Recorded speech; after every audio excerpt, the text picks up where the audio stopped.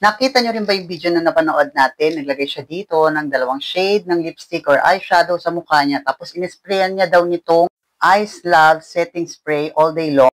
At yung part na nilagyan niya ng ating Ice Love all day long setting spray ay hindi nabura at yung hindi niya naman nilagyan ay nabura.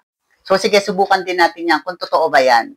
Pero ayan, bago natin subukan, basahin muna natin kung ano ba yung mga benefits niya on our skin. So ayan, sabi dito, product effects, the 24 long-lasting setting spray, 24 hours long-lasting setting. The Star Flow setting spray creates a radiant, glowing makeup look, alcohol-free, gentle, and non-irritating. Smudge-proof, scratch-proof, resistance, waterproof, and sweat resistance.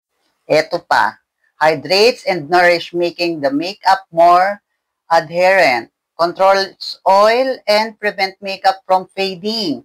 Micropump designs ensure no leakage or clogging. By the way, baka magtanong kayo bakit dalawa itong hawak ko. Itong isa na dilaw is for dewy finish and this black naman na all day long is for matte finish. So ayan, subukan na natin yung napanood natin kanina sa TikTok and sobrang excited rin ako. I have here my eyeshadow from Jessie Collection. Mag-swatch tayo na magkabilang pisngit and yung isa lagyan natin ng spray at yung isa hindi. Tingnan natin kung hindi ba talaga siya maaalis. So dito natin lagay yung isa, ayan, and yung isa naman dito. Parang laki ng isa. So ayan, the moment of truth. Shake nyo muna siya bago siya gamitin. Then yung isa, tatakpan ko yung isa lalagyan natin.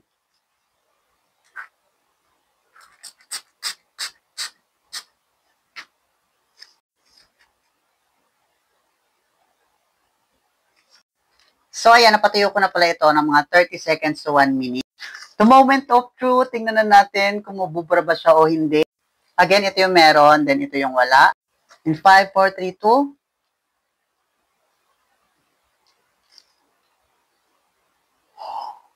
Ay, totoo nga. Uy, grabe, nakita nyo ulit. Bakla. Hindi siya gumalaw, girl. Legit mga mi, ang ating Ice Love Setting Spray all day long, lock-in skin moisture, and long-lasting makeup spray.